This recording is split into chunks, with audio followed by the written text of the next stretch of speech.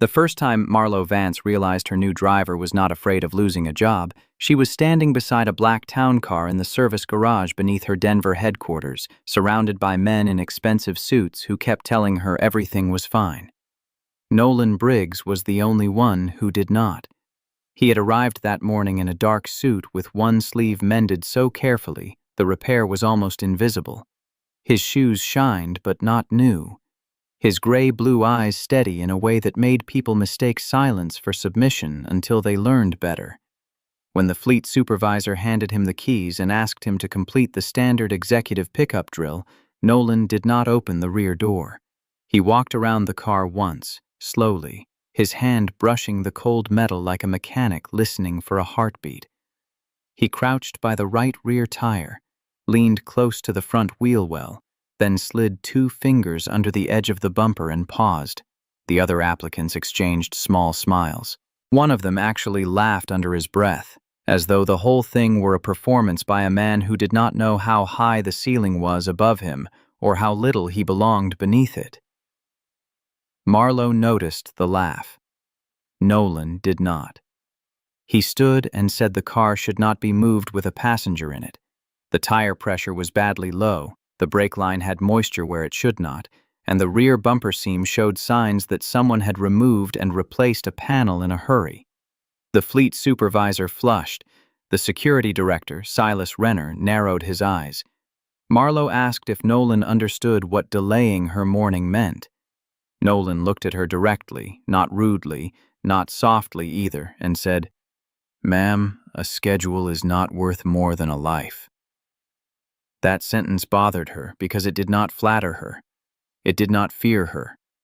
It simply stood there. 20 minutes later, the mechanic confirmed the tire was unsafe and the brake line needed inspection before the car left the building. The bumper had indeed been opened, though no one could explain why. By noon, Marlo had hired the man everyone else had smirked at, not because he had charmed her, and not because his resume hinted at military service in vague, sealed language, but because he had been willing to tell a billionaire woman no while everyone better dressed than he was, had been willing to let her ride into traffic in a machine they had not bothered to question. For the first 2 weeks, Nolan drove the way some men pray, quietly, without wasting motion, as if the road were something to be respected rather than conquered. He learned Marlo's habits without making her feel observed. The bottle of water at her right hand was always room temperature because she had once, in passing, pushed away a chilled one during a call. The interior lights were dimmed before she entered at dusk because bright glass gave her headaches after long days under conference room lighting. He never asked personal questions, never leaned into gossip from the assistants, never repeated what he heard from the back seat, and never tried to turn proximity into importance. That alone made him unusual in Marlo's world. People were always trying to become necessary to her. Attorneys softened bad news with compliments. Vice presidents approached her car with folders tucked under their arms and ambition tucked behind their teeth. Board members called her Marlo only when they wanted something, and Ms. Vance when they wanted witnesses. Nolan was different. He behaved as though the work itself had boundaries, and because he respected those boundaries, she began to trust the space he occupied. He arrived early and parked nose out. He mapped alternate exits in office towers, hotels, hospitals, and private clubs. He noticed the loading bay camera at the Vance Arcadia campus froze for 3 seconds whenever the East Freight elevator opened. He noticed one of Silas Renner's deputies changed radio channels too often during downtown pickups. He noticed a blue delivery van with a cracked windshield appear outside 3 unrelated locations in 5 days, always across the street, always angled for a view of the passenger door. Nolan wrote these things down in a pocket notebook with a black cover softened at the corners, the kind sold at gas stations and hardware stores, not in executive supply catalogs. He did not dramatize them. He recorded times, places, plate fragments, weather, traffic density, and whether the event repeated after a route changed. At lunch, when Marlo assumed he was eating somewhere in the tower's cafeteria, he was often in his old Ford wagon in the lower garage, speaking to his daughter, June, on a cracked phone he kept charged with electrical tape wrapped around the cord. June was 19, studying civil engineering at Colorado State, and too proud to ask whether tuition was safe this semester. Nolan always answered the question she did not ask. "Rent's handled," he would say, looking through the windshield at concrete pillars painted yellow. "Your books are handled. You keep your eyes on your exams." Sometimes June would talk about bridge design or cafeteria coffee or the way snow looked on the foothills from campus. Nolan would listen with the expression of a man holding something fragile in both hands. Marlowe once passed the wagon on her way to a private elevator and heard only the softness in his voice. It surprised her so much she kept walking rather than interrupting it. The blue van became more than a note on a page the following Thursday, when Marlowe changed her schedule inside the car and told no one except Nolan. She was supposed to go to a donor luncheon near Cherry Creek, but halfway there, after a call from her attorney, she closed her tablet and said she needed to reach a records office on the western edge of the city. Nolan did not ask why. He eased into the next lane, took a surface street, doubled back once through a hospital complex, then exited toward a low brick county building, set between a bail bonds office and a used tire shop. The blue delivery van was waiting at the far corner with its brake lights off and its driver's window half open in the cold. Nolan saw it before Marlowe did. He did not react with alarm. He pulled to the curb beneath a bare cottonwood tree, left the engine running, and said, "The van behind us has been present at 5 locations. Today it arrived ahead of us after an unannounced route change." Marlowe looked up from her papers. "You're certain? Certain enough to tell you. Not certain enough to accuse anyone." That answer made her lower the papers. She was used to men giving her conclusions before they had earned them. Nolan gave her facts and let the empty spaces remain empty. Back at the tower, he delivered his notes to Silas Renner, who accepted them with the tired patience of a professional, accustomed to nervous civilians seeing threats in reflections. Silas had worked Secret Service details before private security, and his calm was both valuable and irritating, depending on which side of it you were standing on. He told Nolan that wealthy executives attracted reporters, activist researchers, disgruntled former vendors, private investigators, and men who liked to imagine they were part of secret stories. Nolan said he understood. He did not argue. That evening, however, with Marlowe's approval, he brought in a commercial sweep kit he had bought with money he should have saved for June's housing deposit. Under the rear axle of the primary town car, tucked above a heat shield where an ordinary driver would never look, he found a transmitter in a weatherproof magnetic case. It was not part of the fleet tracking system. Its adhesive pad was fresh, its battery new, and its signal frequency piggybacked close enough to the company's own telemetry to hide in the noise. Silas stopped dismissing him then. He photographed the device, bagged it, and ordered a quiet review of garage access. The list of people with the right credentials was shorter than Marlowe expected and longer than she liked. It included fleet maintenance, 2 senior assistants, Silas, 3 members of the executive protection team, and a deputy security chief named Trevor Dane, a handsome former state police commander who made every sentence sound like a policy. It also included Marlowe's half-brother, Alden Pierce, because family ownership made some privileges difficult to revoke without starting a war before one had enough ammunition to win it. Alden had been charming shareholders for months, moving through private dinners and charity galas with the moist-eyed sincerity of a man who had practiced grief in mirrors. Their father had built Vance Arcadia Freight from a regional trucking company into a logistics empire that could tell half the country where its groceries, steel, medicine, and machine parts were at any hour of any day. Marlowe had inherited the chair because she understood systems. Alden had inherited resentment because he understood applause. He believed the company should sell its predictive routing division to a private investment group called Gray Harbor Partners, a deal he called visionary whenever cameras were near and necessary whenever board members were tired. Marlowe's analysts had found the offer low by almost $900 million. Her general counsel, Corinne Vale, had found Gray Harbor's ownership structure suspiciously layered through shell entities in Wyoming, Delaware, and the Cayman Islands, with one consulting firm appearing too often in the background. Marlowe had begun building a private file because she knew better than to accuse family with instinct when documents could do the work more cleanly. The vote was scheduled for the Monday after Thanksgiving. The timing, she believed, was aggressive but not violent. Nolan changed that belief without intending to. He overheard enough from the front seat during a call between Marlowe and Alden to recognize the rhythm of coercion. Her voice stayed cool, but her right hand tightened around a fountain pen until her knuckles paled. "No," she said once. Then, after a long pause, "That clause does not apply unless I am unreachable or incapacitated." Another pause. "Be careful, Alden. The difference between concern and control is not as subtle as you think." Nolan kept his eyes on I-25 and his mouth shut. That night, the garage camera froze for 11 minutes between 12:06 and 12:17 a.m. The incident report called it a software update. Trevor Dane was the only person who had logged remote access to the camera relay during that window. The next evening, Nolan's personal phone rang while he was carrying a sack of groceries up the stairs to his small apartment over a laundromat in Lakewood. The voice on the line was calm, middle-aged, almost kind. "Drive Monday's route exactly as assigned. No hero business, no reports, no changes. Your daughter has a long walk across campus after her night lab."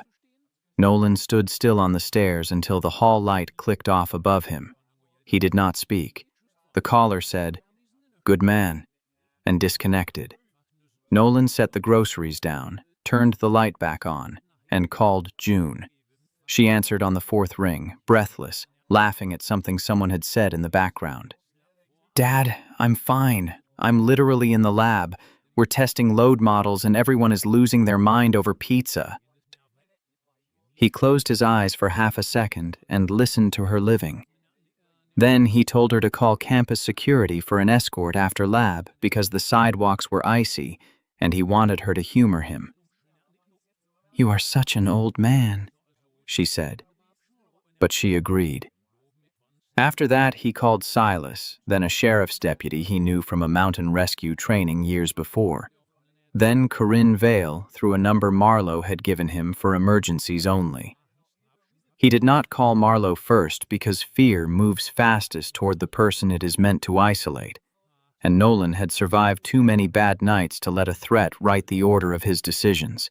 Marlowe did not like being protected from information, even for 27 minutes. She arrived at the lower garage just after midnight in a camel coat over a black sweater, her hair pulled back, her face bare of the polished armor she wore in boardrooms. Nolan was standing beside the Ford wagon with his notebook open on the hood. Silas was nearby, speaking quietly into a phone. "You should have called me first," Marlowe said. Nolan looked up. "No, ma'am. I should have made sure my daughter was safe, created a law enforcement record, and prevented your internal system from containing the only evidence." Anger flashed across her face because she recognized the answer as correct and hated needing it. "I can put June in a secure residence tonight," she said. "I can have a detail at her dorm in 90 minutes. "That's what they want. You don't know that. They threatened a college girl to steer a driver. They want fear to make us gather everyone into places they can predict." Marlowe folded her arms, the garage lights whitening the planes of her face. "Then what do you suggest?" Nolan tapped the notebook. "We keep Monday visible enough that Alden thinks the plan is intact, but we reduce who knows the details. We verify vehicles outside the company bay. We put independent eyes on your communications. We give June normal-looking protection that does not carry your name. And we stop believing your money is the same thing as control." Silas glanced at Marlowe when he heard that last sentence, as though expecting her to end Nolan's employment on the spot. She did not. She looked at the worn elbows of his suit, the tiredness around his eyes, the cheap phone on the car hood. the notebook filled with careful observations, and understood that Nolan Briggs had more at stake than most people in her orbit, and less interest in proving it. "Were you always a driver?" she asked. Nolan's expression closed by a fraction. "No. Your military record is sealed. Parts of it. Should I have known more before hiring you? You hired me to drive. I listed prior service. I did not lie. Can you protect me?" He did not answer quickly, and that made the answer heavier. "Capacity and permission are not the same thing," he said. "You have a security team, and if the team is compromised, then we use what is still clean." She waited. He added, "And we do not let pride choose the road." For reasons she did not fully understand, that sentence stayed with her after she went upstairs. Pride had chosen most of her roads. It had kept her alive in rooms where men mistook inheritance for weakness and composure for consent. But pride, she was beginning to see, could not tell the difference between standing firm and standing where someone had aimed. Monday morning came under a low sky, the mountains hidden behind weather the color of dull pewter. Marlowe was scheduled to visit the Western Data Center, sign a packet of routing division documents, then return to headquarters before the board's preliminary session. The official convoy included a lead SUV, Marlowe's town car, and a trailing SUV commanded by Trevor Dane. Silas had argued for a different formation, but Trevor overrode him through a security operations directive entered at 5:14 a.m., citing protest activity near the interstate. Nolan read the directive, said nothing, and slipped a small satellite beacon into the driver's door pocket. He had studied service roads west of Golden for 2 nights, cross-checking county maintenance maps against old mining access routes and flood control diagrams. Marlowe entered the car at 7:32 with a leather document case and a face that told the world nothing. For the first 30 miles, the drive was ordinary enough to feel insulting. Wet pavement hissed under the tires. Holiday banners snapped from light poles in small towns not yet awake. A radio check came from the lead vehicle, then another from Trevor behind them. At 8:19, the lead SUV turned off the planned route, and its driver reported an obstruction ahead.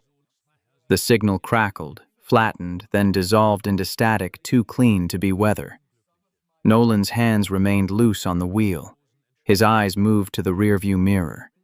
A black Suburban had closed behind them, too close and too square, its grille reinforced, its headlights off in the rain. Ahead, another Suburban rolled from a maintenance pullout and angled across the road, blocking both lanes. The shoulder dropped into a ditch on one side and rose into a rock cut on the other. Marlowe leaned forward. "Stop the car. Let me speak to them." Nolan's voice changed. It did not become loud. It became final. "Get down! Nolan, now!" She saw something in his face then, not panic, not anger, but an old certainty that had nothing to do with her permission. She slid down behind the front passenger seat as Nolan braked just enough to make the rear vehicle commit, then cut the wheel hard toward what looked like nothing but a drainage break in the brush. The town car dropped off the pavement, bottomed once with a brutal metallic scrape, and shot into a narrow service road half hidden by weeds and rainwater. The rear Suburban tried to follow, but caught its running board on a concrete marker and lurched sideways. Nolan kept moving. Mud slapped the undercarriage. Branches struck the windows like thrown rods. Marlowe clutched the back of the seat, breathing through her teeth as the world became gray water, brown road, and the controlled violence of a man who had known where the exit was before the trap closed. "Where did you learn this?" she asked when she could speak. Nolan glanced once at the mirror. "Before I drove executives, I brought people home when the map stopped being useful." That was all he said. He killed the commercial GPS, broke the fleet tablet's connection, activated the beacon, and drove another 4 miles through ruts deep enough to swallow a lesser car's axle before turning into the yard of an abandoned ranger post built of stone and weathered timber. There, beneath a roof that leaked in 3 places, he opened Marlowe's door and helped her out with a gentleness so at odds with the drive that she almost lost her balance from the change. The ranger post smelled of wet wood, mouse dust, old paper, and cold iron. Nolan found a breaker panel, coaxed a generator awake behind the building, and brought yellow light shivering across a room with 2 metal desks, a map cabinet, and a bulletin board still holding a sun-faded warning about avalanche conditions from 12 years earlier. He checked Marlowe's hands and forehead first. She found that more unsettling than the escape. People usually checked whether she was angry, reachable, photographed, legally exposed, politically positioned. Nolan checked whether she was bleeding. Her phone, lying on the desk where she had set it, grew warm enough to fog the damp air above the screen. Nolan noticed before she did. With her permission, he opened the diagnostic menu, then removed the case and battery shield with a small tool from his kit. A monitoring application had been installed beneath the security suite, authenticated by an internal certificate from Vance Arcadia Protection Services. Its timestamp matched the week Nolan had been hired. Marlowe stared at the screen, and for the first time that morning, her composure faltered into something colder than fear. They have had my calls. Some of them. My messages? Likely metadata. Possibly more. She turned away, looking at the old survey maps as though the mountains themselves had betrayed her. Nolan laid his notebook open beside the phone. The pages contained the blue van sightings, the transmitter details, the threat call transcript, Trevor's route override, the convoy break, the plates of both Suburbans, the time the GPS went dark, and the moment he activated the independent beacon. "You wrote all this while driving?" she asked. "Before and after." "You planned for this." "I planned for something. You hope to be wrong. You prepare in case you are not." Marlowe sat in a metal chair. It screeched against the floor, loud in the little building. For 90 minutes, while rain tapped on the roof and somewhere outside water rushed through a culvert, she worked as if the ranger post were a boardroom stripped of furniture. She mapped Alden's plan aloud, each piece becoming more terrible because it was so practical. The company charter contained an emergency continuity clause allowing a temporary executive committee to act if the chair was unreachable for 48 hours during a material transaction window. Alden had been assembling proxy commitments for 6 weeks. Gray Harbor's offer was set to expire Tuesday at noon, creating artificial urgency. If Marlowe disappeared, even briefly, Trevor could file an incident report framing Nolan as a rogue driver with undisclosed military capability. Alden could express sorrow, request stabilization, activate the proxies, and force the routing division sale before Marlowe reappeared with enough verified facts to stop it. Once the sale closed, preferred equity holders hidden behind Gray Harbor's structure would make fortunes, and Marlowe's authority would be damaged by the narrative that she had abandoned her security detail under stress. "He doesn't need me dead," she said quietly. "He needs me questionable." Nolan looked toward the rain-streaked window. "Sometimes that's what people do when they want to steal from you and still attend Christmas dinner." She almost laughed, but the sound died before it reached her mouth. The backup radio crackled at 10:03. Nolan lifted it but did not answer until the voice on the other end gave the challenge response Silas had embedded in a routine safety briefing 2 days earlier. "Do not use company lines," Silas said, his voice compressed and rough with static. "Trevor has the control room. He locked me out through a vendor terminal. Your lead team was diverted by a fabricated state police advisory. He has already filed a report saying Nolan isolated you from the convoy and your status is unknown. Marlowe closed her eyes once, then opened them hard. Alden? Corinne has traced one consulting payment to a firm linked to his chief of staff. Not enough yet. We need you in a clean jurisdiction with a clean record. Nolan took the radio. County Mountain Station. Can you get there? Yes. Hollister is waiting. Marlowe looked at him. You know the sheriff? I helped his people pull 2 teenagers out of a washout near Nederland 3 winters ago. Of course, you did. It was a bad road. The nearest county station sat 32 miles away by pavement and 14 by Forest Service track, if the gates were open. They were not. Nolan found bolt cutters in a maintenance shed behind the ranger post, left the town car hidden under a sagging equipment canopy, and took an old county pickup whose keys hung inside a cracked plastic lockbox, Silas authorized through Hollister. Marlowe, who had ridden most of her adult life behind tinted glass, sat beside him in a truck that smelled of diesel, pine sap, and stale coffee, holding Nolan's notebook on her lap as if it were a legal brief. They drove through forest in silence, broken only by the wipers and the occasional pop of gravel against the wheel wells. Twice Nolan stopped, listened, and chose smaller roads.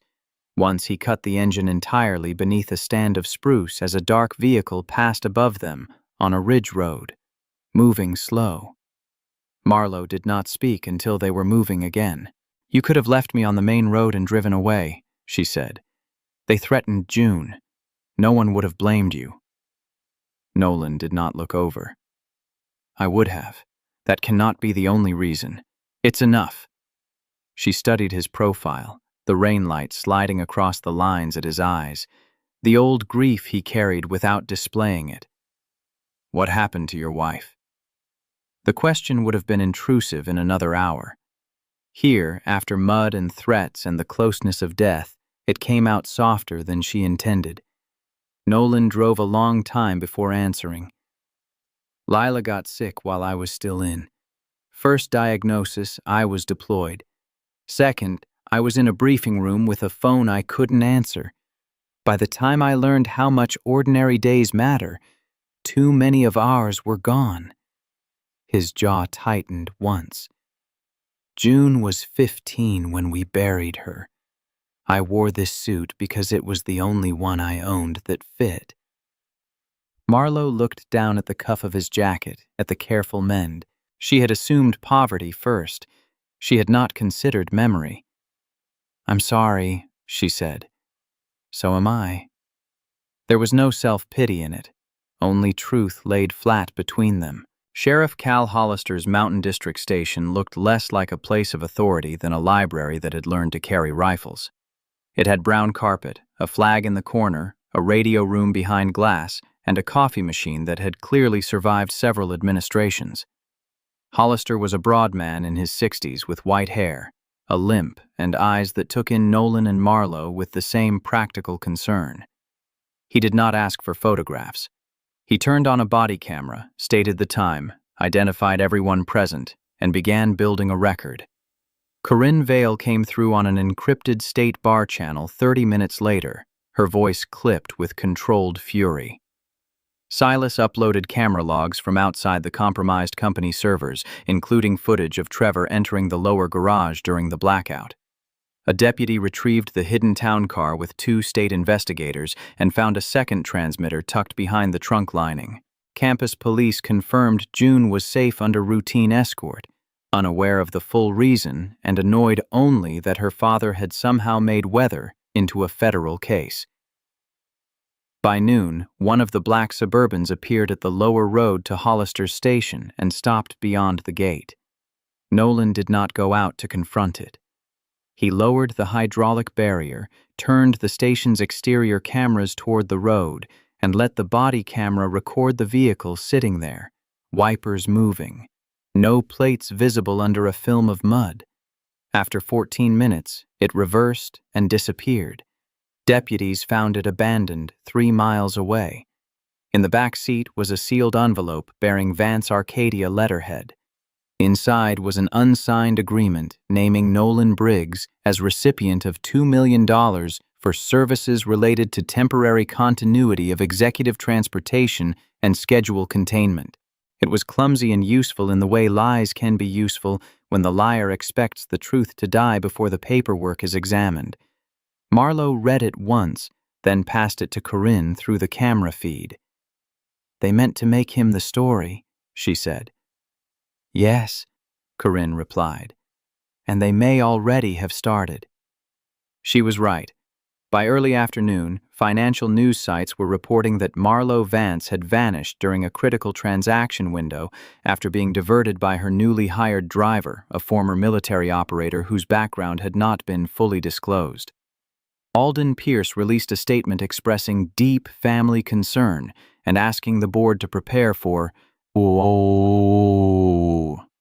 continuity obligations should verified leadership become temporarily unavailable. Trevor Dane's incident report had been leaked within the hour.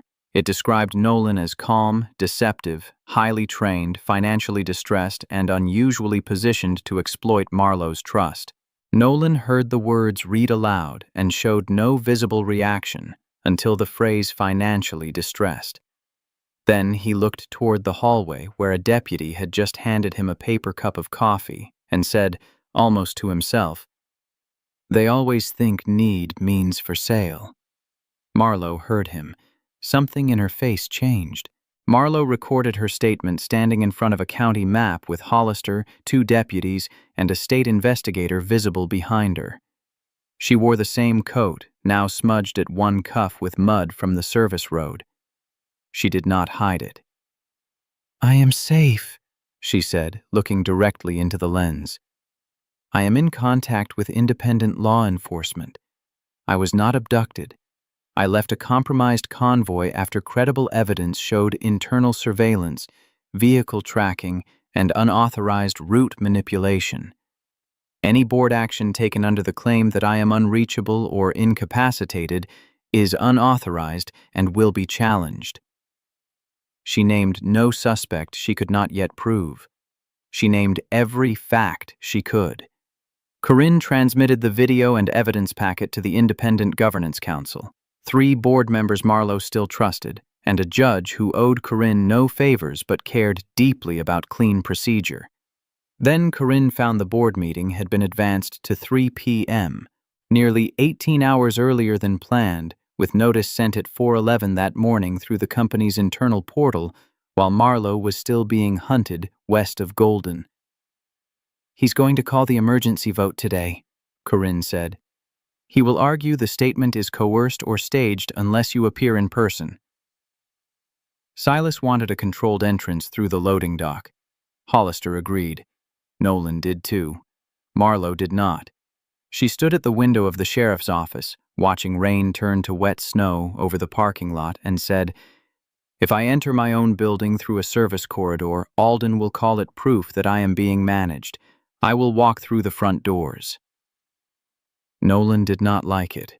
His face did not show much, but she had learned by then that displeasure in him appeared as stillness. "Front doors create angles," he said. "Front doors create witnesses," she answered. "Both things can be true."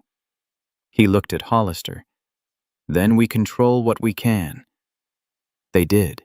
2 plainclothes deputies rode in an unmarked SUV ahead of them. Silas, locked out of his own command structure, but not out of his profession, met them at a gas station 8 blocks from headquarters with a hard drive, printed logs, and the expression of a man who had spent a night watching betrayal become documentable. He apologized to Nolan in the parking lot with snow gathering on his shoulders. "I dismissed you early," he said. Nolan zipped his jacket. "You had reasons." "Not good enough ones." Nolan nodded once, accepting the apology without making either of them perform it. Corinne joined them in the garage of a courthouse annex with a litigation bag so heavy one of the deputies carried it for her. She had traced Gray Harbor's hidden preferred equity to a trust controlled by Alden's mother's family office, with consulting disbursements routed through a firm managed by Alden's chief of staff. She had also secured a sworn statement from a finance director named Priya Nandakumar, who confirmed that 2 internal valuation warnings had been suppressed under pressure from Alden's office. "We have enough to stop the vote," Corinne said. "Maybe enough to bury him." Marlowe looked at her. "We are stopping the vote. The rest belongs to law enforcement and shareholders." Nolan glanced at her then. It was the first time that day she had surprised him. At 2:51 p.m., Nolan pulled the county SUV to the front entrance of Vance Arcadia headquarters, where cameras had already gathered because Alden's people wanted an image and had assumed they would control its meaning. Snow melted on the black pavement. The revolving doors shone under the portico lights. Employees stood back from the glass, faces pale, phones raised despite security telling them not to record. Nolan stepped out first. He scanned the balconies, the curb, the lobby, the mezzanine, the reflection in the brass around the doors. Then he came around and opened Marlowe's door the way he had on his first day, close enough to act, far enough not to crowd. For a heartbeat, she remained seated, looking at the building her father had built and her brother had tried to use as a cage. "Ready?" Nolan asked. She took the document case. "No," she said, "but I'm going in." She walked through the front entrance without smiling, without rushing, without giving the cameras a face they could easily mislabel. Nolan did not follow her into the elevator. He stayed in the lobby with Hollister and a state investigator, giving a formal statement into a recorder. He described the vehicle inspection that first day, the blue van sightings, the transmitter, the threat to June, the convoy break, the service road, the ranger post, the monitoring software, the sheriff's station, the planted agreement. He described only what could be verified. When the investigator asked about his sealed service record, Nolan said, "My prior service can be reviewed through federal channels. It does not change what happened here. I drove a vehicle out of a trap, preserved evidence, and contacted law enforcement." Upstairs, Alden had already opened the meeting. He stood at the head of the long walnut table wearing a charcoal suit and an expression of sorrow so careful it should have warned everyone. "We are not here to assign blame," he was saying when the doors opened. "We are here because institutions cannot pause for personal uncertainty." Marlowe entered with Corinne on one side and Silas on the other. No one spoke. One board member half rose, then sat back down as though his own chair had corrected him. Alden's mouth opened. For once, nothing ready came out. Marlowe set her document case on the table, took her seat, and said, "Please continue. I would like to hear what uncertainty requires." Alden recovered enough to suggest a recess to confirm her condition. Marlowe looked around the room. "My condition is documented by law enforcement, independent counsel, and the fact that I am sitting here. We will not recess so my brother can adjust his vocabulary." Then she began. She did not shout. That made it worse for Alden. Shouting could have been called stress. Tears could have been called instability. Marlowe used chronology, documents, and the patient violence of evidence. She presented the first tracker from the town car, the second from the trunk lining, the blue van timeline, the garage blackout, Trevor Dane's remote access logs, the unauthorized route change, the convoy radio compression, the internal certificate used to compromise her phone, the planted compensation agreement, and the sheriff's body camera footage showing the black Suburban outside the mountain station. Silas verified each security item. Corinne traced Gray Harbor's ownership layers until the preferred equity trust appeared on the screen, quiet and damning. Priya Nandakumar joined by video from a locked conference room downstairs and stated that valuation warnings had been buried after calls from Alden's chief of staff. Hollister confirmed that Trevor Dane had been detained in the lobby with 2 phones, one of them registered to a shell vendor account used to access the garage relay. A board member who had spent 30 years in manufacturing asked in a voice gone hoarse whether Alden had anything to say. Alden placed both hands on the table. "I never authorized violence," he said.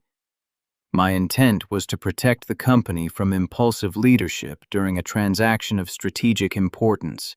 If others exceeded instructions, a plan that requires me to be unreachable," Marlowe said, "tracked, isolated, surveilled, and described as mentally unstable is not corporate strategy.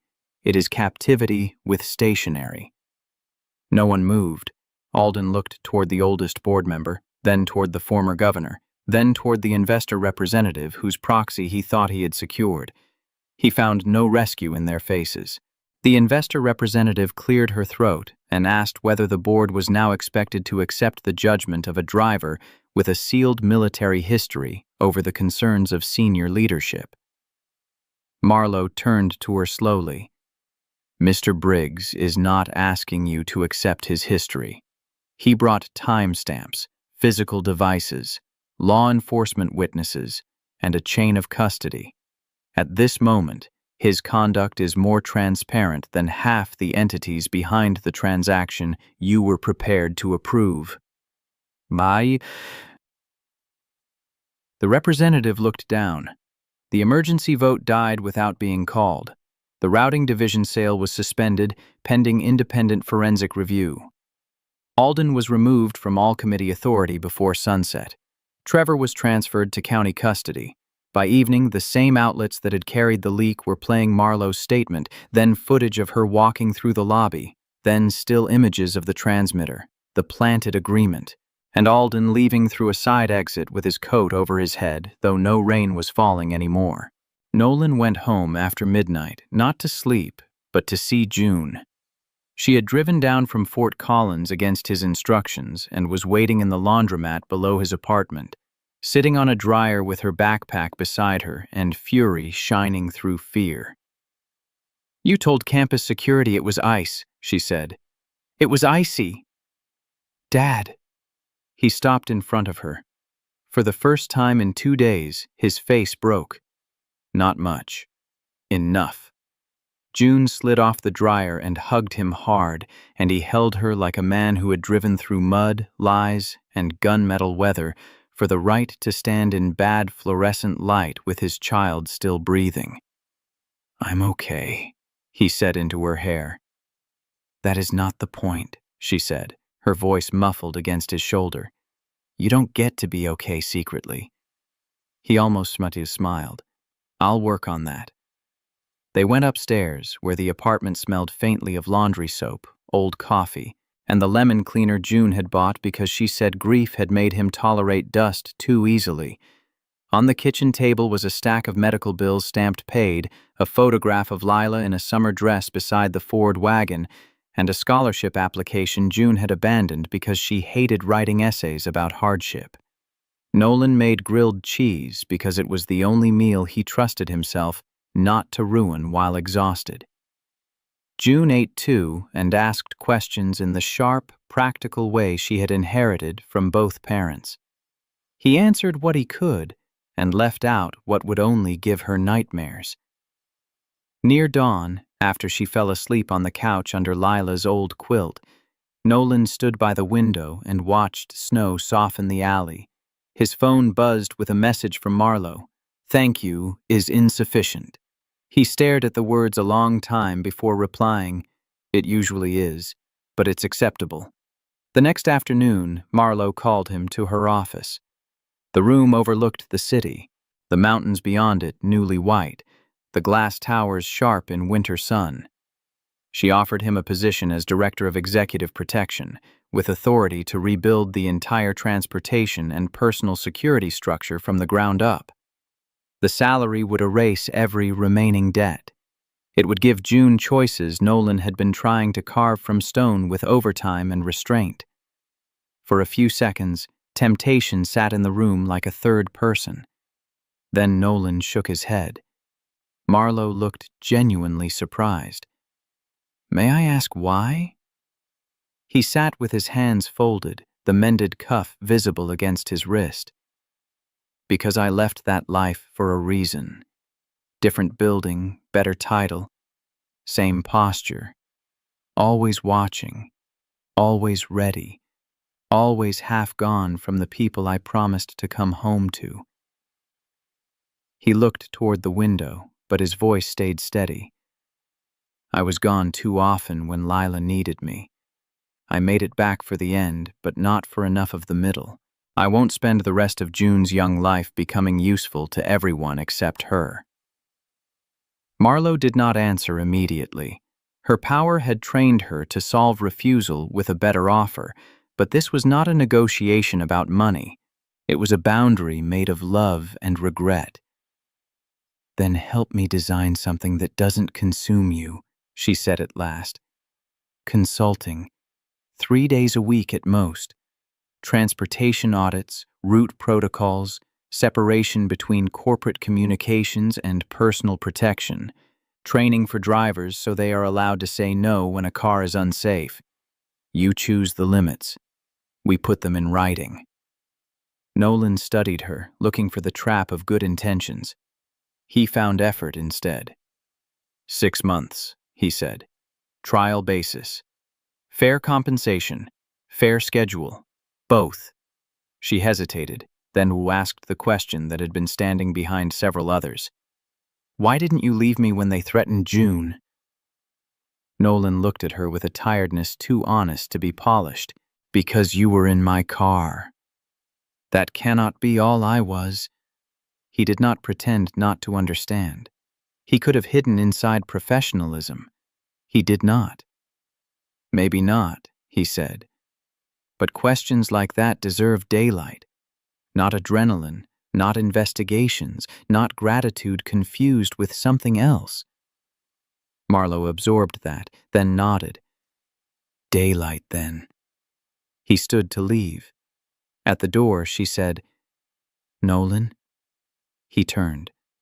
"Your daughter should not have to write hardship essays. Send Corinne the scholarship forms. Quietly. No press. No favors tied to me." He almost refused. Pride rose in him automatically, old and defensive. Then he thought of June at the kitchen table, chewing a pen cap, trying to make struggle sound noble for strangers. "She earned help," Marlowe said before he could speak. "Let her receive what she earned." Nolan nodded once, the smallest surrender he could manage. "I'll ask her." 6 months changed the shape of several lives without making any of them unrecognizable. Alden Pierce lost his board seat by a shareholder vote so overwhelming that even his friends called it accountability. Trevor Dane pleaded not guilty to conspiracy, unlawful restraint, evidence fabrication, and computer intrusion, then changed his plea when 2 lower-level contractors decided prison was a less attractive loyalty program than cooperation. Gray Harbor Partners dissolved into litigation and subpoenas. Vance Arcadia published a governance disclosure so plain and thorough that analysts called it either reckless or revolutionary, depending on whether they made money from shadows. Silas rebuilt the protection structure under rules that separated personal safety from corporate ambition. Drivers were given authority to ground vehicles without retaliation. Garage access required dual verification. Executive routes no longer flowed through a single internal calendar. Nolan wrote most of the transportation protocols from a rented office above a brake shop in Wheat Ridge, where the heat clanked, the coffee was terrible, and the sign on the frosted glass read, "Briggs Road Safety Consulting" in black letters. June had painted herself over spring break.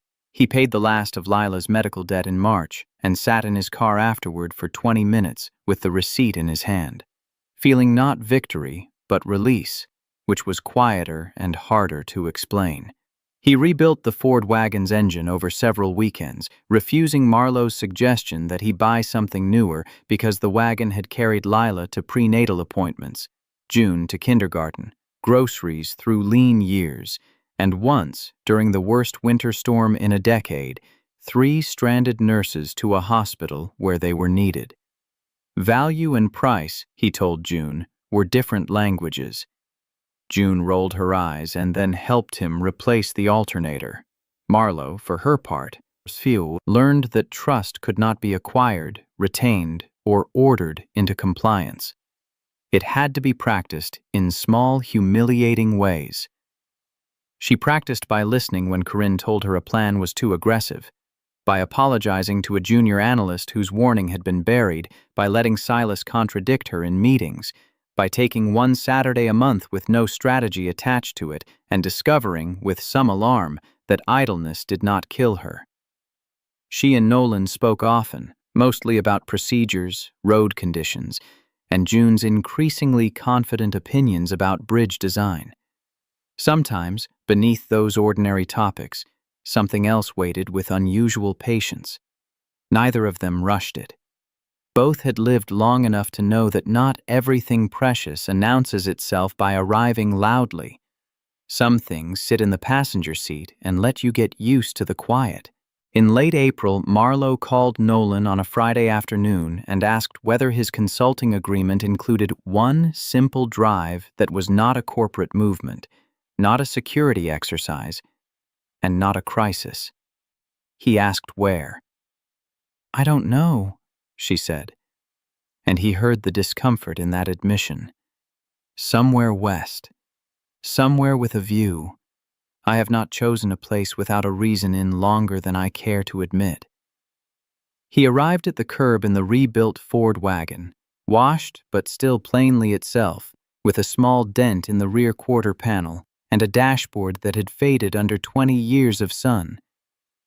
Marlowe stood in front of her tower in a navy coat, looking at the car with the faintest lift of one eyebrow. "Is this considered safe for a woman of my public profile?" Nolan leaned across and opened the passenger door from inside. "Safety never came from what a thing cost." She smiled, not the public version, not the boardroom version, but a smaller expression that belonged to the woman who had laughed once in a ranger post while men tried to steal her company and her name. She got in the front seat. Nolan glanced at her. "Most clients sit in back. I'm not hiring you today as a client." He looked through the windshield for a few seconds before starting the engine. They drove west as the city loosened into foothills and the foothills opened toward sky. Snow still clung to the shaded cuts of the mountains, but the lower slopes were green with early grass, and cottonwoods along the creek showed the first pale leaves of spring. Nolan took roads that were longer than necessary and better for that reason. Marlowe asked about June, and he told her she had been accepted into a summer research program in Oregon and was pretending not to be terrified. Marlowe said terror and ambition often wore the same coat. Nolan asked when she had last slept 8 hours. She said that was a hostile question. He said he specialized in route hazards. Near sunset, he turned onto an unmarked overlook above a valley where the light gathered in bands of gold along the ridges. He parked without speaking. For a while, they listened to the engine tick itself cool. Marlowe looked out at the mountains and said, "When I first learned part of your record was sealed, I thought that was the extraordinary thing about you. The training, the danger, the idea that there was some hidden version of you capable of surviving what ordinary people could not." Nolan rested one hand on the wheel. "And now? Now I think the extraordinary thing is that you had all that history and never used it to make anyone feel small." He did not answer. She turned toward him. "You brought me home alive." "That was the job." "No," she said softly. "That was the man." The silence after that was not empty. It had weather in it and grief, and the careful beginning of whatever daylight had promised months before. Nolan looked toward the western sky where the sun had slipped behind the ridge and left the clouds burning at their edges. "For a long time," he said, "I thought coming home meant reaching the door after the danger passed. Took me years to understand it also means staying once you get there." Marlowe's hand rested on the seat between them, not reaching, not demanding. Are you staying? He thought of Lila's photograph on the kitchen table, June's painted sign, the paid bill folded in his desk, the road behind him, the road ahead, and the strange mercy of not needing to run toward danger to prove he still had worth. Then he placed his hand over hers, gently, as if accepting something entrusted rather than taking something offered. I don't have anywhere better to be, he said. And in the last warm light above the Colorado foothills, the woman who had once hired a broke widower because he alone had dared to say the car was unsafe finally understood what she had found. Not a weapon hidden in a driver's suit, not a secret soldier waiting for war, but a decent man who knew how to carry frightened people through dark roads and had, at last, allowed himself to be carried toward home. When the quiet driver Nolan Briggs risked his job and his life to pull billionaire Marlo Vance out of a trap, he showed us that real courage isn't loud or glamorous. It's the steady voice that says no when everyone else is afraid to speak. His refusal to trade integrity for approval reminds us that schedules, money, and reputation mean nothing if we won't stand up for basic safety and human dignity. At the same time, Marlo's decision to trust the one person who respected her boundaries rather than those who flattered her power proves that leadership begins with listening. Together, they illustrate a timeless truth: protecting what matters most, our loved ones, our principles, our sense of home, sometimes requires leaving familiar roads and choosing the harder path of honesty and accountability. If their story moved you, drop a comment below about a moment when doing the right thing changed your course, and tell us how you found the courage to act. And if you want more powerful, heart-pounding stories that remind us why character still counts, hit that subscribe button and ring the bell so you never miss an update. Your engagement helps us keep sharing lessons that turn ordinary commutes into extraordinary journeys.